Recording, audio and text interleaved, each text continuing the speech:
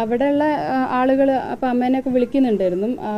ഉത്തര കന്നഡയിലുള്ള ഓഫീസേഴ്സും കാര്യങ്ങളൊക്കെ അവിടുത്തെ ഓഫീഷ്യൽസ് വിളിക്കുന്നുണ്ട്, സംസാരിക്കുന്നുണ്ടായിരുന്നു.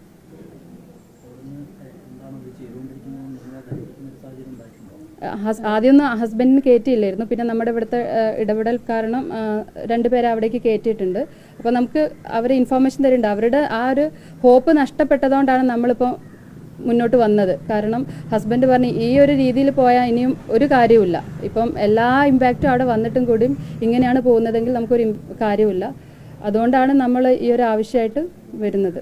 ഇപ്പോൾ ആൾ അവിടെ എത്തിയിട്ടുണ്ട്. അപ്പം റെസ്ക്യൂ ഒരു ഓപ്പറേറ്റർ അവിടെ എത്തിയിട്ടുണ്ട്. അപ്പം അവിടുത്തെ SP പറഞ്ഞത് എത്രയും പെട്ടെന്ന് നിങ്ങൾ അർജുനെ കണ്ടുപിടിച്ച് കൊടുക്കണം എന്ന് ഇപ്പോൾ പറയുന്നുണ്ട്. അവനെ കണ്ടുപിടിക്കുന്ന വേണ്ട എല്ലാ സഹായ സഹകരണങ്ങളും ഞങ്ങൾ ചെയ്തു തരാമെന്ന്. പക്ഷെ അവരുടെ അടുത്ത് ഇത്രയും സഹായ സഹകരണങ്ങളുള്ളൂ. ആ സഹകരണം വിചാരിച്ച് ഞങ്ങൾ ഇനി എത്ര ദിവസം കാത്തിരിക്കണം എന്ന് നമുക്കറിയില്ല.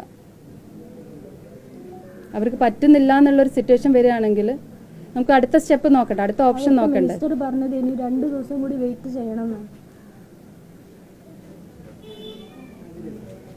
1-2 ദിവസം കൂടെ അയാൾക്ക് ഒരു ഇതുമില്ല, ഒരു ഹ്യൂമൻ വാല്യൂ കൊടുക്കാത്ത രീതിയിലുള്ളൊരു സംസാരമാണ്.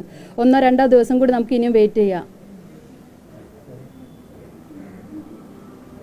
നമുക്ക് ഈ ഓക്കെ അവനെ കിട്ടുമോ ഇല്ലയോ അത് നമുക്കറിയില്ല. ഈ ഒരു അവസ്ഥയിൽ ഇപ്പോൾ നമുക്ക് എല്ലാം നഷ്ടപ്പെടും. ഇനി ഇങ്ങനെ ഒരു സിറ്റുവേഷൻ നമുക്ക് ഒരാൾക്കും വരാൻ പാടില്ല. നമ്മളൊരു സിസ്റ്റം ഉണ്ട്, നമ്മൾ ഇന്ത്യ ഗവൺമെൻറ്, നമ്മൾ ഓരോ സ്റ്റേറ്റ് ഗവൺമെൻറ്, അവിടെ ഒരു സിസ്റ്റം ഉണ്ട്. ആ സിസ്റ്റത്തിലുള്ള വിശ്വാസം നമുക്ക് എല്ലാവർക്കും നഷ്ടപ്പെടുകയാണ്.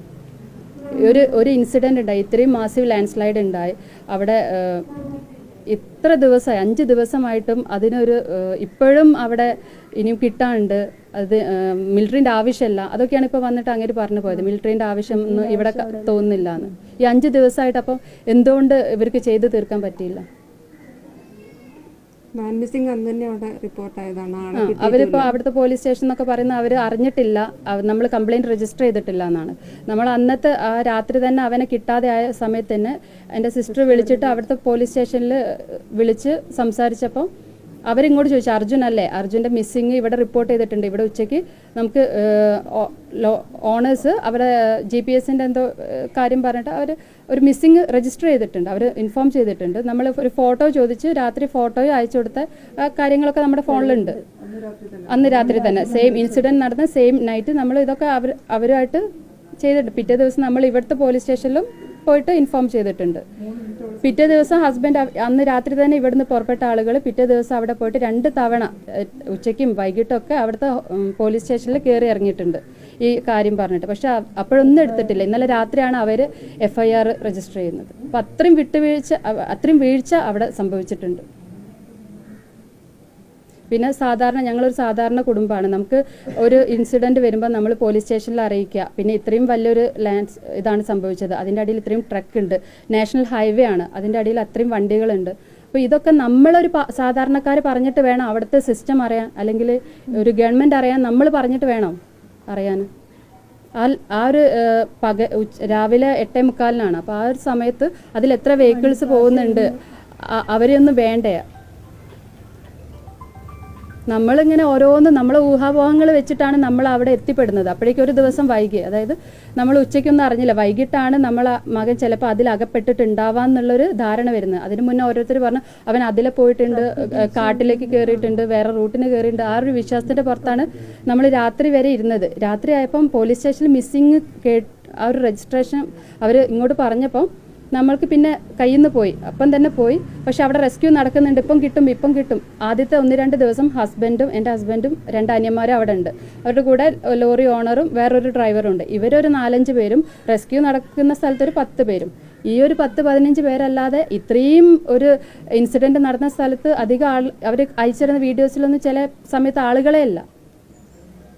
അപ്പം നമുക്ക് അവരുടെ അതിലുള്ള വിശ്വാസം നഷ്ടപ്പെട്ടതിന് ശേഷമാണ് നമ്മൾ അവരെ വിശ്വസിച്ച് പോയി. 1-2 ദിവസം കൊണ്ട് നമ്മൾ കണ്ടുപിടിക്കും എന്നുള്ളൊരു വിശ്വാസം. പിന്നെ നമ്മളും വിചാരിക്കുന്നില്ല അവൻ അവിടെ ഉണ്ടാവരുത്, മറ്റു വഴിക്ക് കൂടെ അവൻ രക്ഷപ്പെടണേ എന്നുള്ള ലാസ്റ്റ് പോസിബിലിറ്റിയാണ്. നമ്മൾ കാട്ട് കയറാന്ന് പറഞ്ഞിട്ടാണ് ഇവർ പോകുന്നത്.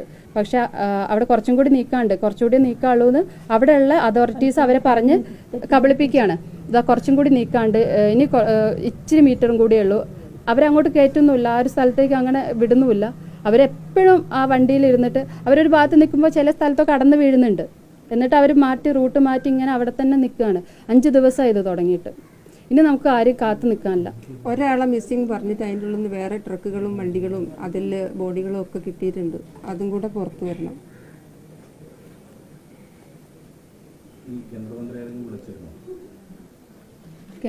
ഇല്ല MP യോട് വന്നിരുന്നു. സാറ് വിളിച്ചിട്ടുണ്ടായിരുന്നു, ഇന്നലെ വിളിച്ചിട്ടുണ്ടായിരുന്നു.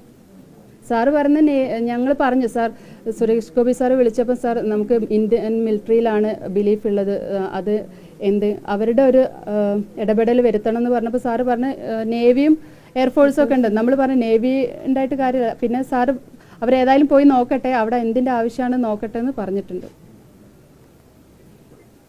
എന്താണെങ്കിലും കുഴപ്പമില്ല, അർജുന് കിട്ടുന്നവരെ അറ്റ്ലീസ്റ്റ് നിങ്ങളെ സപ്പോർട്ടെങ്കിലും ഞങ്ങളെ കൂടെ വേണം. ഇനി കിട്ടുന്നവരെ നിർത്തി വെക്കാൻ പാടില്ല. റെസ്ക്യൂ നിർത്തി വെക്കരുത്. വെക്കരുത്.